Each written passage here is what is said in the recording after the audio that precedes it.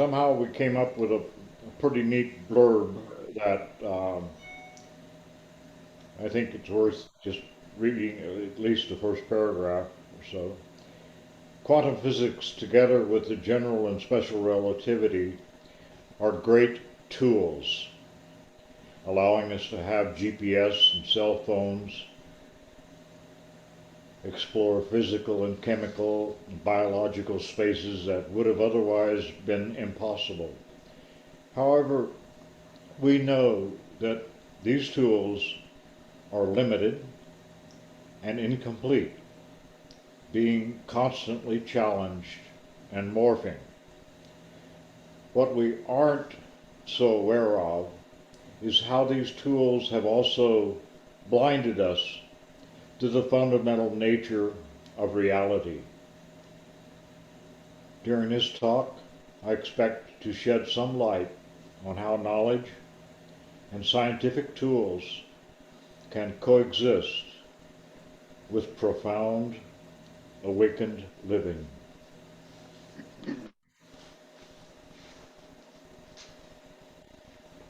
The truth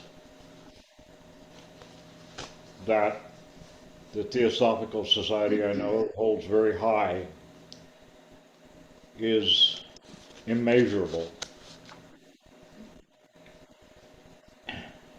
It is the highest religion, but it is not a written truth. It cannot be measured, spoken. Truth must be lived. The only measurement of truth is the living of it. Quantum science, of course, is about measurement. It's objective. The word quanta itself is a bow to measurement.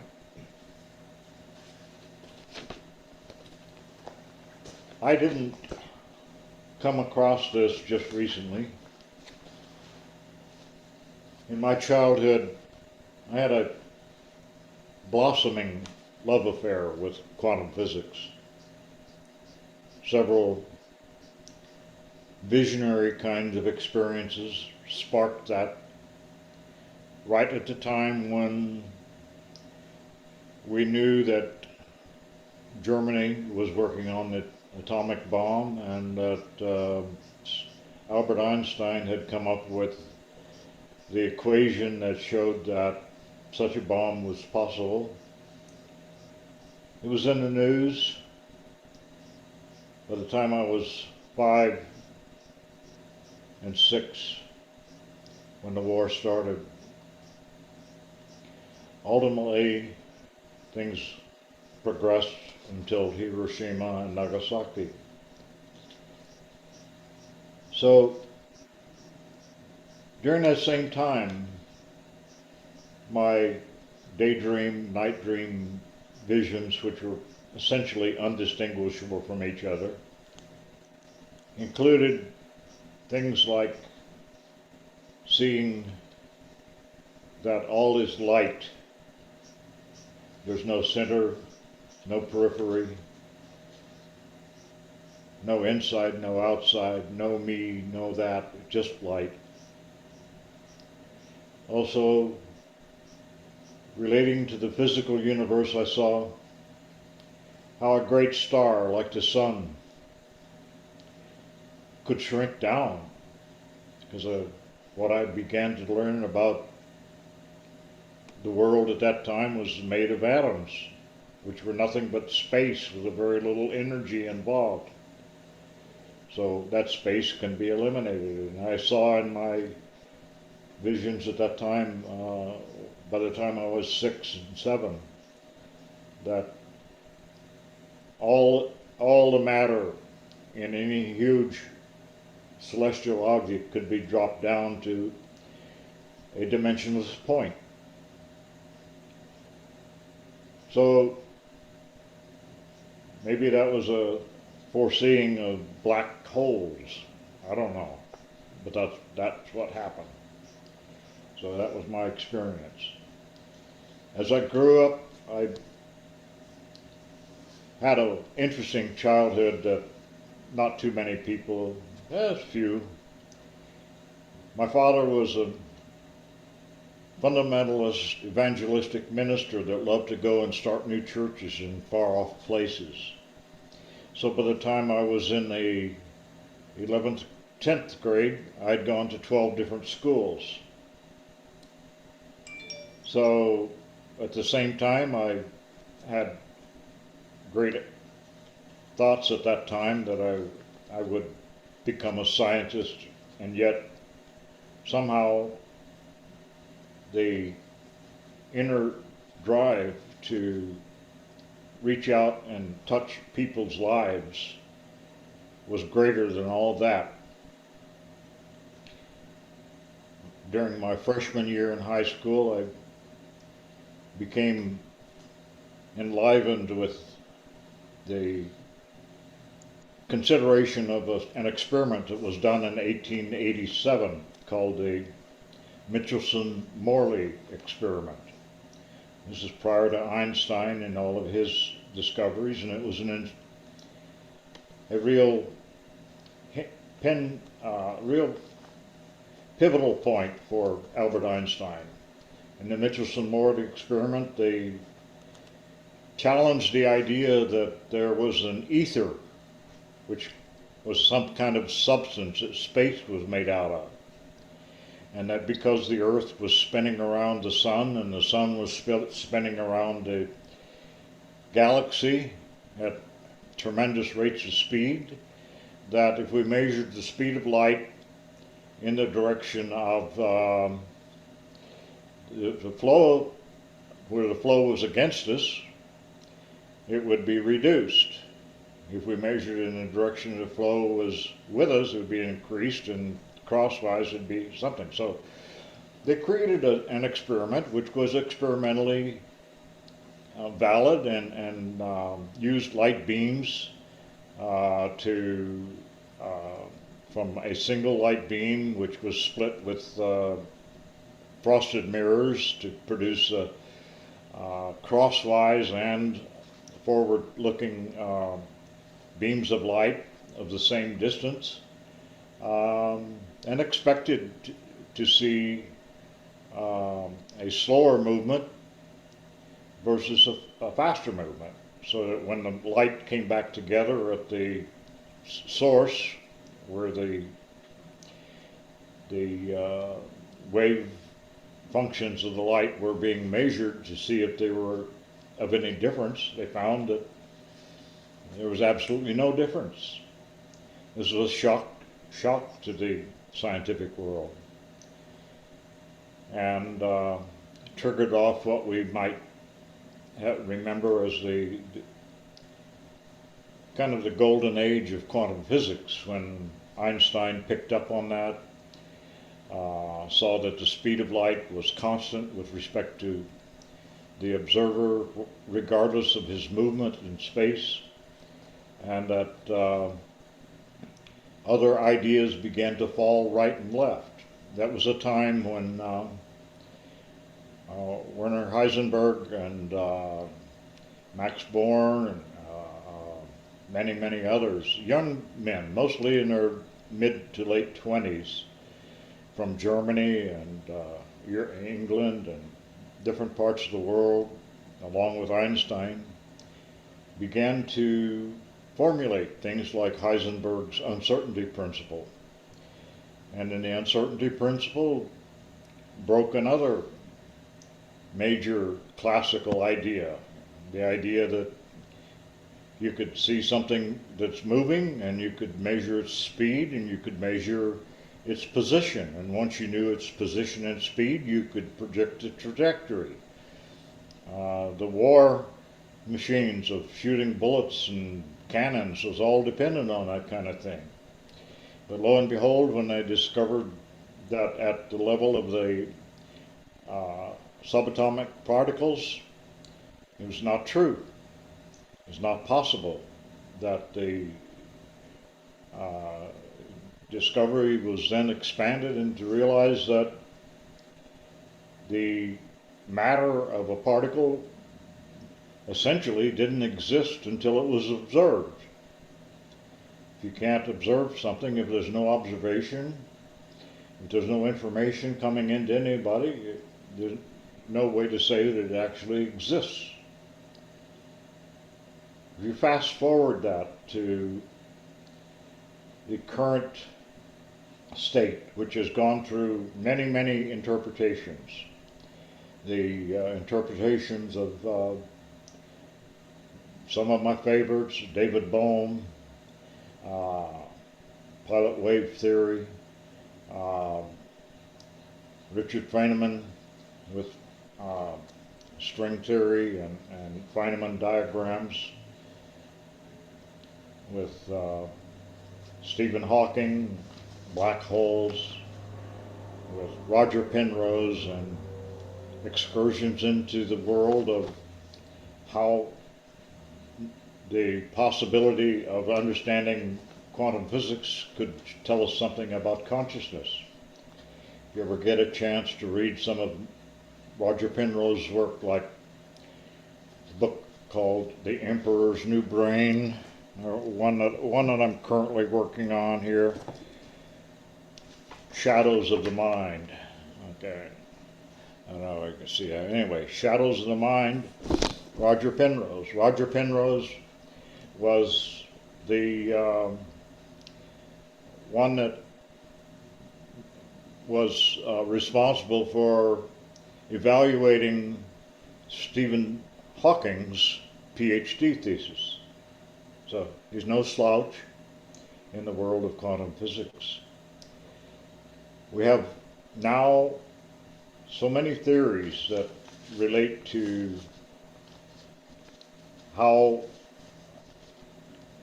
what we know is interpreted. One of the basic things that we need to understand about quantum physics, which I get from various of the leading scientists, is that the quantum physicists do understand that their physics cannot tell us something about what the real world is, what it is made of, etc. All it can do is accurately predict the results of an experiment. Because it can do that, we have GPS systems, very accurate. So the accuracy is unparalleled, down to 40, 50 and more digits of accuracy. And yet, it's just a measurement. One of the important things that I really want to communicate is that we shouldn't confuse measurement with the reality. And yet, all we know about the world is a measurement. When we see something, the brain, which is basically just a sorting machine, categorizes it out and tells us that's a chair, that's a black chair, that's a white light, that's a computer, whatever, that's a bird out there. And we see internally a picture of what that is. We draw a map, essentially. So what we know about the world is the map of the world that the brain creates. If we go to the world of NLP, we discover how the map is not the territory. And that's something very, very, very simple and very straightforward. The theories that interpret what we see often go astray in the sense that there are unquestioned underlying assumptions. And if we had one big key to this subject of living the truth of our own reality, it would be not to make assumptions. That's a major point in the consideration of this. And yet, no experiment could ever be created or carried out if there were no assumptions. So assumptions are part of the scientific process. Richard Feynman said, "What is the scientific process?" He says, "Well, you guess, and then you test it." So that's it. And it seems like the right way to look at it. It's always a guess, and yet when you test, you'll get results, but you still have to interpret those results. So the interpretation would be where these various theories have diverged. I do have a chart here of some of the ways these theories have been described, and I'll talk. First of all, the guys surrounding Werner Heisenberg and Max Born and Max Planck all got together in Copenhagen back in the late 20s, I think it was, 1920s, and came up with what was called the Copenhagen Interpretation. The Copenhagen Interpretation is that quantum theory is merely a tool for making predictions. The quantum world is in essence unknowable. And I think that basic understanding is very, very simple and straightforward. And yet, because it couldn't describe or couldn't relate the equations of quantum physics to cosmology, to gravity, quantum physics tells us up to now nothing about gravity. So there's a big hole there. So the physicists that began to question this were told, shut up and calculate, which is pretty good advice, because by just shutting up and calculating, they created some pretty darn neat technology.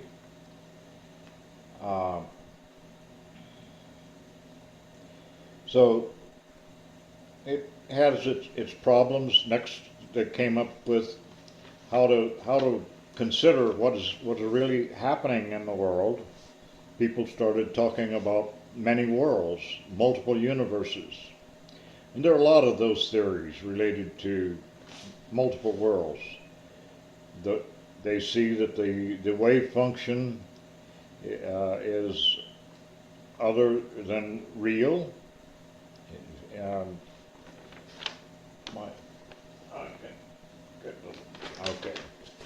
The wave function is objectively real, and each measurement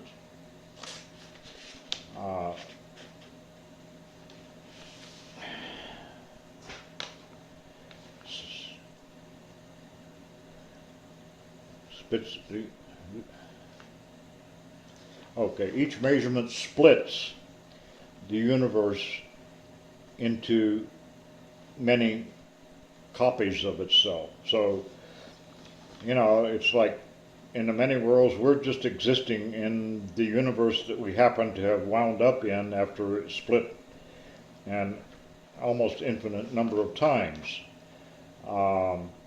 Their response to their primary thing is that everything happens across infinite worlds. Richard Feynman's work contributed to that a lot, because in all of his experiments he insisted that you must consider all of the possible paths of an electron in order to understand the electron.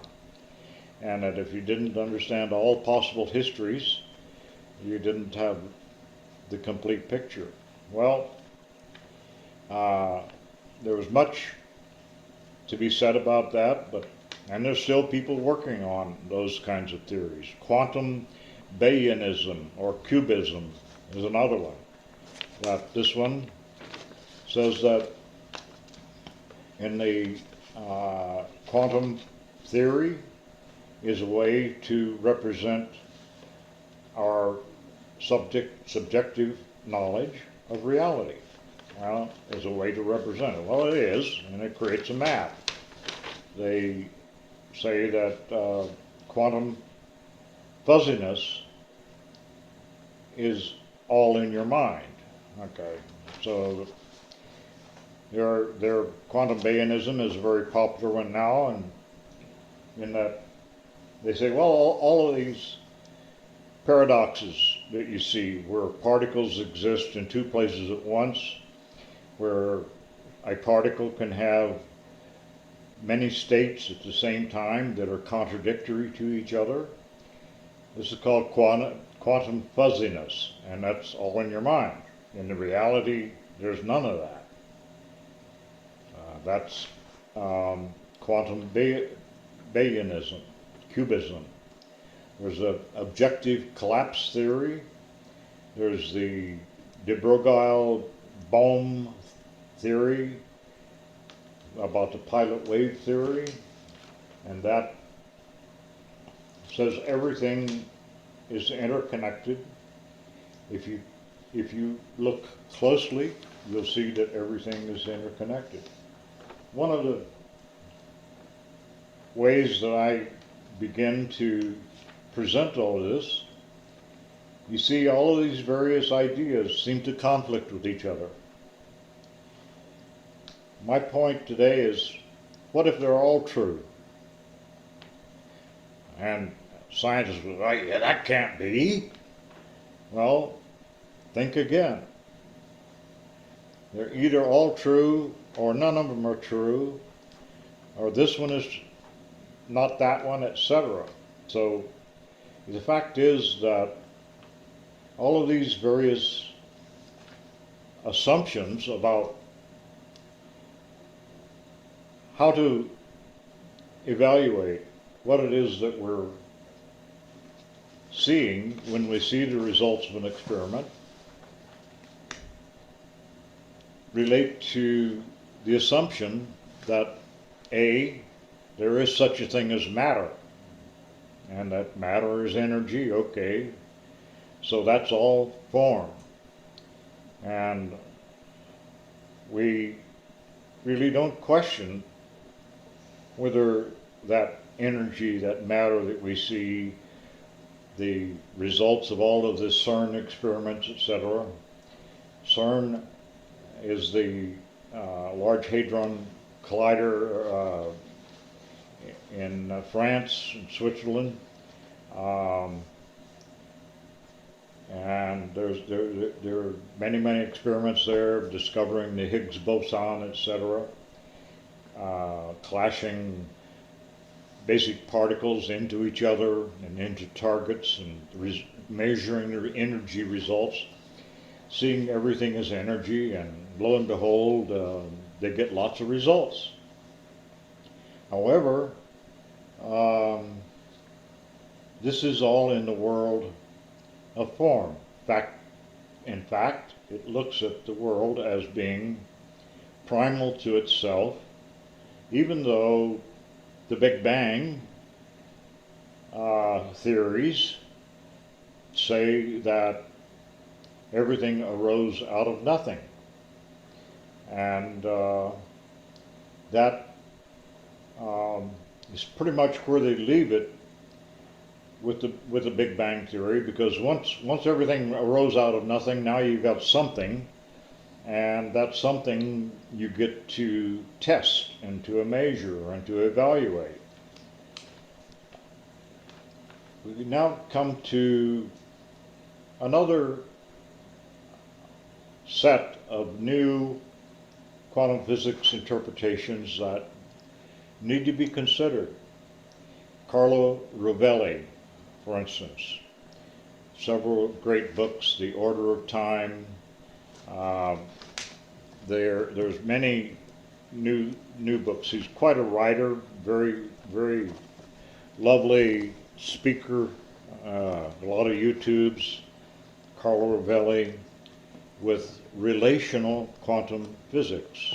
Relational quantum physics looks at the world as a set of relations and not as a set of particles. In relational quantum physics, there are no particles. There's only the attributes of any particle are only known as they relate to something else. You can only measure speed with relation to an inertial framework defined by other things. You can only see color and light and spin and mass in relation to the measurement equipment. You can only know the world that the sun comes up by seeing it and feeling it as the warmth and the light, seeing it through a telescope, whatever. Whatever it exists as the relation that has with other things. In Carlo Rovelli's world, he's really beginning to link all of this into a theory he calls loop quantum gravity. Loop quantum gravity is a way of quantitizing gravity and bringing gravity into the world of quantum physics. He does have great credentials. He's got great recognition within the world of physicists, and the bottom line is that the same as what has been said by many ancients, is that it all arises out of nothing. Now we get a modern scientist, philosopher, the name of Bernardo Kastrup. Bernardo spent quite a few years working at CERN, the great collider in Europe. So he's got good background there. Bernardo is well worth your consideration.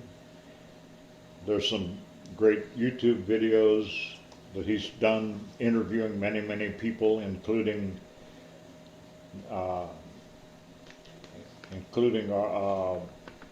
Rupert Spira, and that one is an excellent one. In Bernardo's view, the world is mind. And if you're familiar with Rupert Spira's work, Rupert uses the word consciousness. We had some discussions earlier about consciousness and how is consciousness primary. Many people look at this and say, well, everything is conscious. But that's not true. Everything is consciousness. The things that we see and talk about, whether they're particles or relations or energies, are simply images, places on the map that we're drawing continuously. We see and draw a map. We see the world and draw a map. We don't necessarily recognize how we draw that map, but we do draw it. Because we know, like, there's the corner over there, there's the front door, there's the kitchen, there's the computer. That's out of this mechanism that we call brain or mind, which creates a map continuously. And if we simply recognize, well, the territory is not the map. What we see is not what we think we see. And yet, all of this that seems to have brought us to a present day discovery, it's not a new discovery at all. This discovery was made 1,000 years ago, or thereabouts. Well, maybe 1,200 to 1,800 or 2,600 years ago. The origins of modern day science, so far as we know in recorded history, started with a philosopher in the Greek world by the name of Anaximander. And Carlo Rovelli has actually written a book entitled Anaximander. Anaximander was the first Greek philosopher to describe the world as a separate heavenly body, although he didn't have it as a round ball. It was more like a sphere, a cylinder or something like that, but it was not something that took up all of the world. It was just a piece of the cosmos and all the stars around it. So it wasn't until Copernicus, until the realization that the Earth is not the center of the universe, began to arise. That was a big shock. Nowadays we realize that there is no center of the universe. There's no edge, there's no beyond. At the time of the Big Bang, and according to the theory of the Big Bang, there was no space, no time, nothing. So when the Big Bang happened, according to that theory, all the Big Bang happened everywhere at the same time. There was no everywhere prior to the Big Bang. There was only nothing. There was only emptiness. So that's the reality, the emptiness that I'm bringing to you today. It's really beyond consciousness, beyond mind. I feel it's beyond what even Bernardo Kastrup calls mind, or Rupert Sparrow calls consciousness, that this emptiness has its pure essence reality of being empty of emptiness. And yet, according to our real understanding, it's ineffable that if we describe it, we miss the mark. So this really takes us back to where did that kind of, you might say, concept, or that kind of writing, that kind of teaching come from? And it really goes back to the students and masters of the Buddha. I'm not a Buddhist scholar, so I don't have, the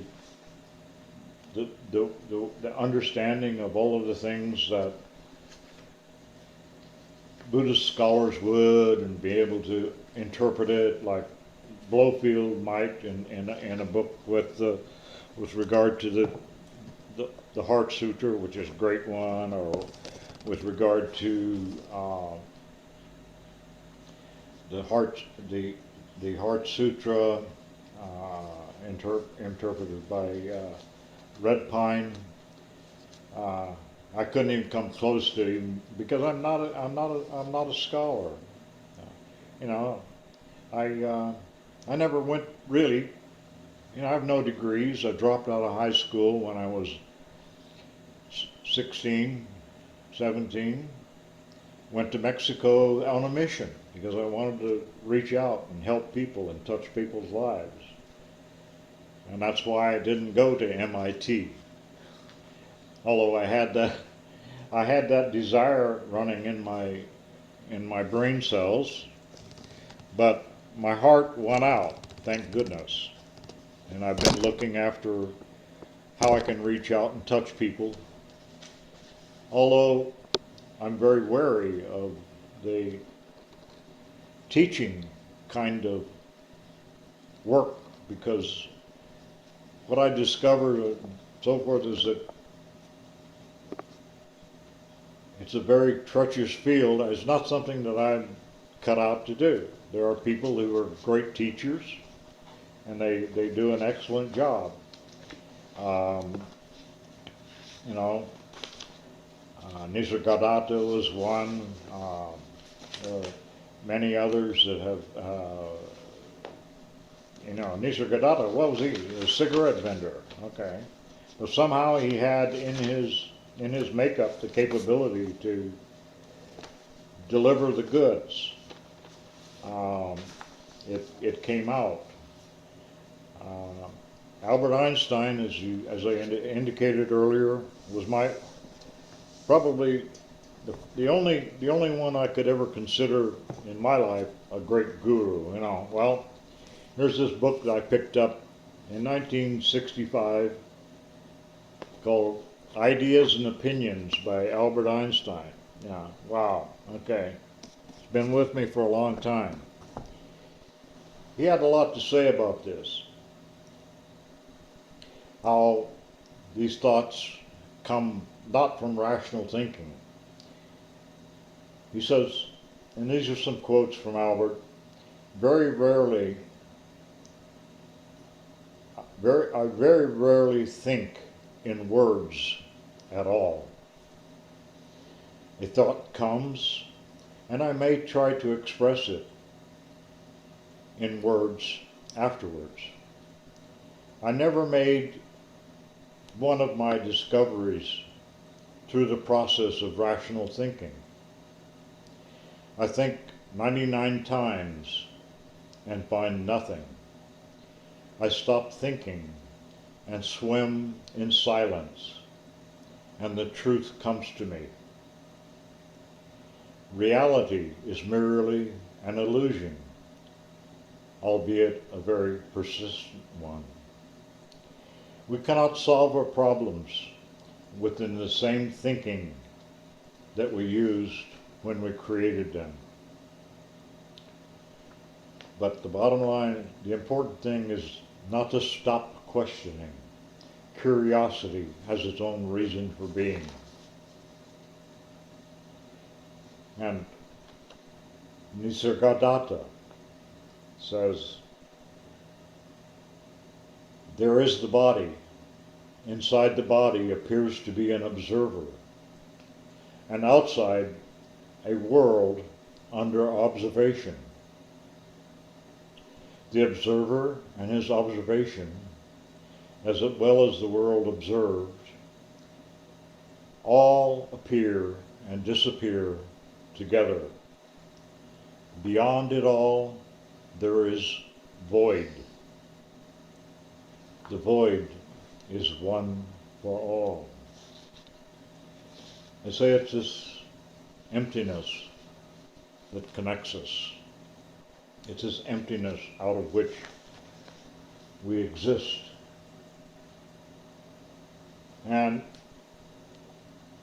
I don't know how much or how little you've heard about or read the Heart Sutra, but to me this expresses the basics of what the world is all about very simply. I'll read it now. The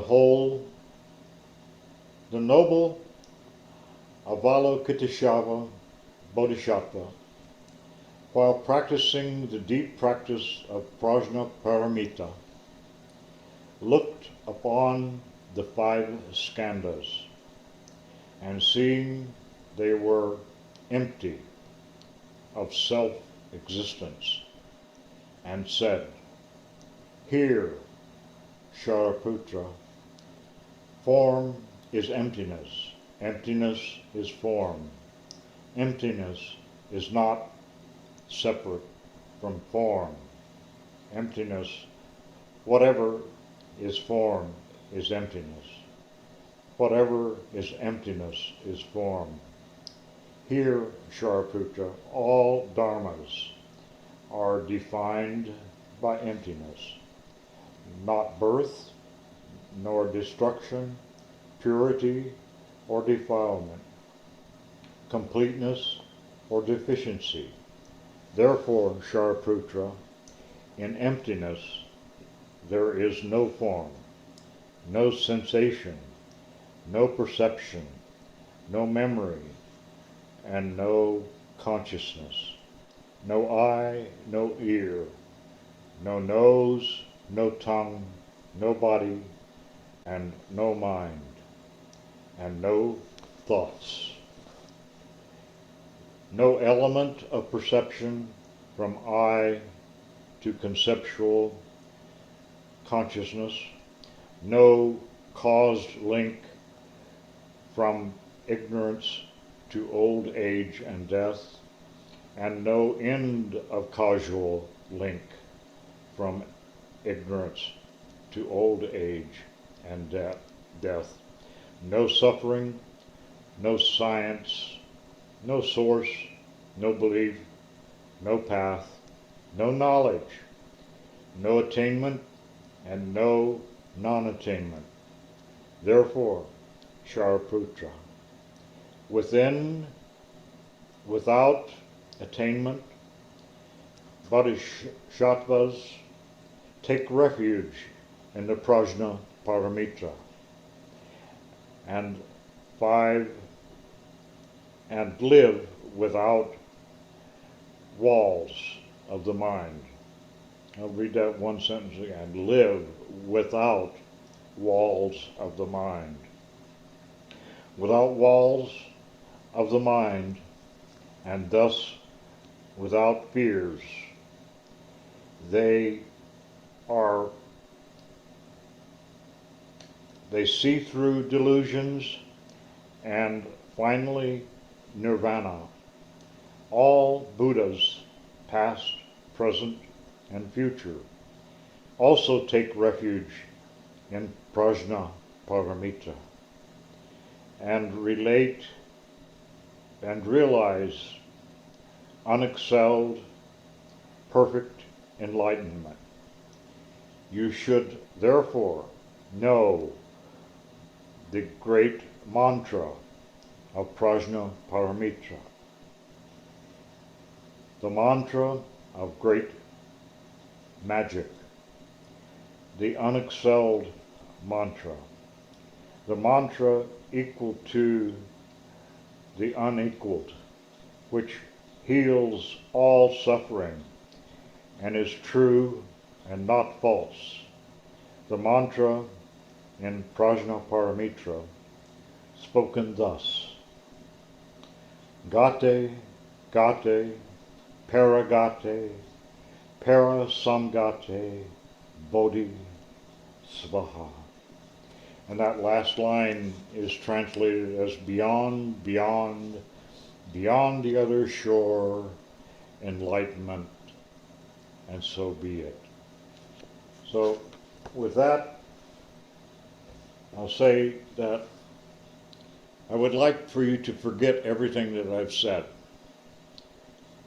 Go about your work and allow some of the curiosity that boils up maybe to speak for itself, and that the world of truth come to you.